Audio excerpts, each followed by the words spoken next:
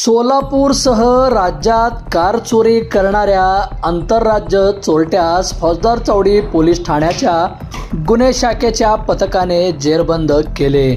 समद महबूद शेख वय वर्ष 32, राहणार निजामाबाद असे त्याचे नाव आहे. त्याच्याकडून 5 गुन्हे उघडकीस आले असून 4 कार हस्तगत करण्यात आल्या आहेत.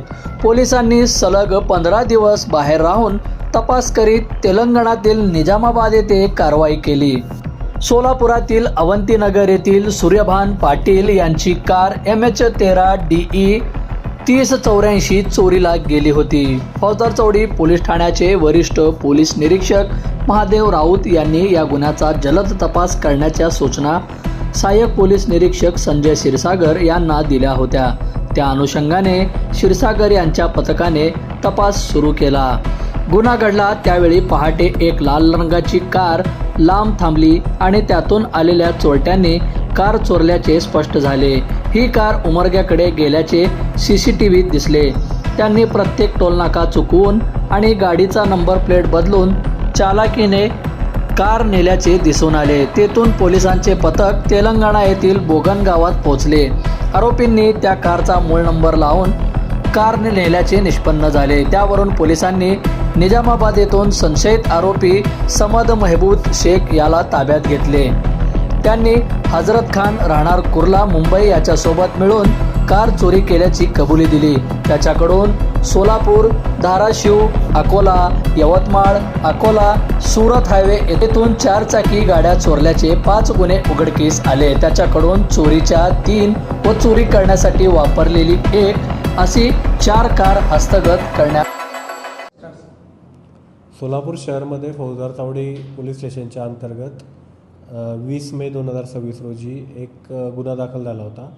त्यामध्ये एक स्विफ्ट डिझायर कार जी आहे ती चोरीला गेली होती.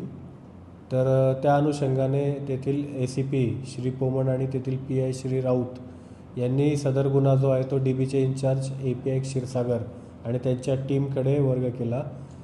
गुन्ह्याचा तपास करण्याच्या अनुषंगाने API क्षीरसागर आणि त्यांची टीम परभणी, संभाजीनगर या ठिकाणी गेले.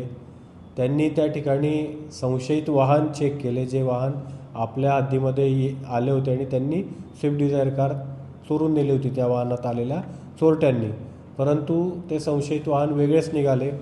मग त्यांनी ओरिजिनल जे वाहन होतं त्या वाहनाचा मागोवा घेत ते लातूर, औसा या मार्गे हैदराबाद आणि नंतर तामिळनाडू इथपर्यंत गेले. आणि त्या तामिळनाडूमध्ये गेल्यानंतर त्यांना ॲक्च्युअल जे चोरटे ज्या गाडीमध्ये आले होते, ज्या कारमध्ये आले होते ते तामिळनाडूमध्ये त्यांना सापडले, तामिळनाडूच्या एका गावात सापडले. आणि त्या चोरट्यांना त्यांनी ताब्यात घेतल्यानंतर त्यांच्याकडनं एक वाहन चोरीची गँग त्यांनी ओपन केलेली आहे. आणि आतापर्यंत API क्षीरसागर आणि DBचे पथक यांनी जवळपास 4 व्हेकल चोरीला गेलेल्या रिकवर केलेल्या आहे.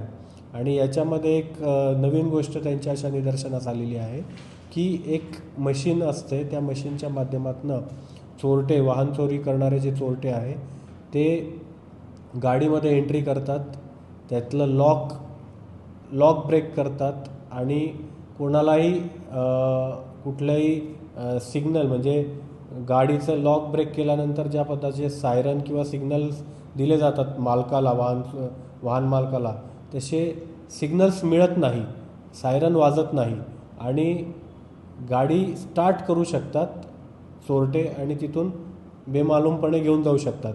अशा पद्धतीचं मशीनसुद्धा त्यांच्या तपासामध्ये निष्पन्न झालेलं आहे. ते मशीन ते रिकवर करणार आहेत आणि आणखी या गँगमधील पुढील जी लिंक आहे त्या लिंकपर्यंत ते पोहोचून ही पूर्ण गँग एक आपण ओपन करून आणखी जास्तीत जास्त वाहनं जे आहे ते रिकवर करायचा प्रयत्न करत आहोत. सध्या 4 वाहनं रिकवर झालेली आहे.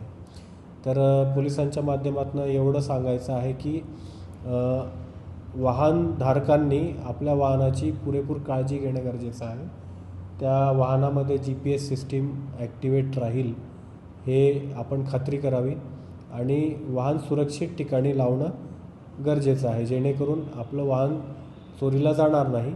आणि जे API क्षीरसागर यांच्या टीमने ज्या मशीनद्वारे चोरटे वाहन चोरी करतात त्याचा एक डेमोसुद्धा आम्ही तयार करणार आणि तो डेमोसुद्धा पब्लिकसाठी आम्ही अवेलेबल करून देणार. त्याला काही काळ लागेल, परंतु जेणेकरून जनतेला माहिती व्हायला पाहिजे की कशा पद्धतीचे वेगवेगळे टेक्निक चोरटे वापरत आहेत. तर अत्यंत चांगली आणि स्तुत्य कामगिरी API क्षीरसागर यांच्या DB पथकाने केलेली आहे. त्यांना मार्गदर्शन PI राऊत आणि ACP पोमण यांनी केलेलं आहे.